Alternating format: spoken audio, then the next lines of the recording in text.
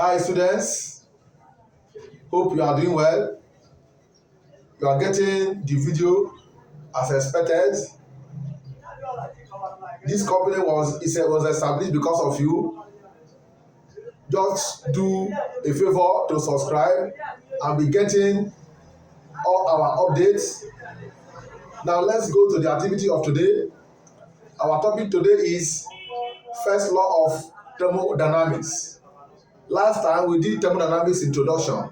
Today we want to do the first law of what? Thermodynamics, internal energy, the work done, etc. etc. Now watch. Now we are going to look at the first law of thermodynamics. I will say that the first law of thermodynamics, this is what? Energy conservation, which says that energy can neither be created, nor destroyed, but can be changed from one form to what? Another. The first law of thermodynamics strictly holds when the system is closed. It said that in a closed system, total energy is what? Constant. What am I saying?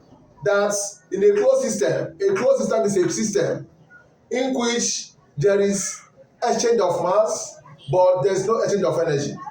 That in a closed system, the total energy is what? Constant. Now, let's look at the statement of the first law. The statement of the first law is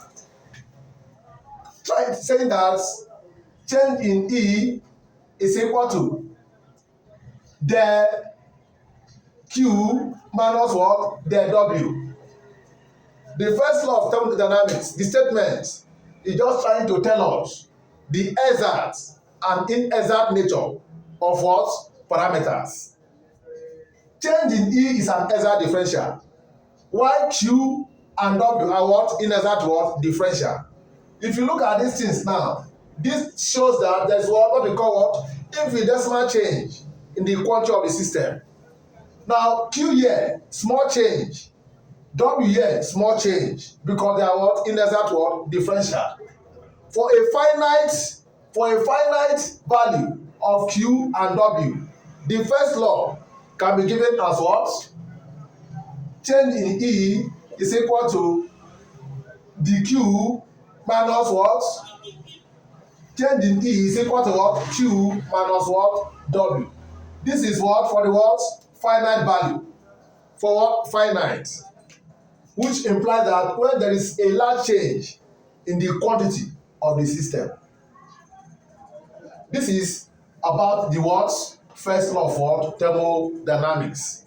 Now let's proceed to look at our what? Internal energy.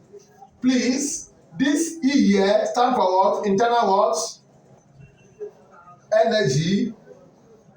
Your Q is heat absorbed, and W is the work done. W is the what? The work done. Now, let us discuss internal energy proper.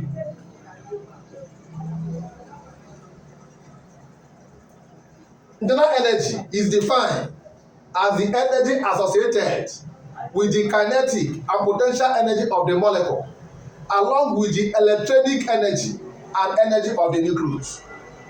Get the point more. Internal energy is the energy associated with the kinetic and potential energy of the molecule, along with the electronic energy and energy of the what? The nucleus. Property of what? Internal energy. 1. Internal energy is a state function. Internal energy is a what? A state function. State function. State function, which means change in E can be what? E2 minus what? E1. A state function is a thermodynamic state that have initial and what? Final state. Initial and what? Final state.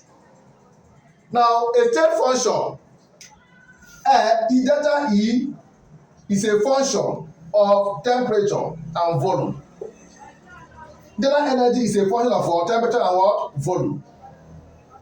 But for an ideal gas, for what? An ideal gas, change in V is zero, which means that for an ideal gas, internal energy is independent of volume.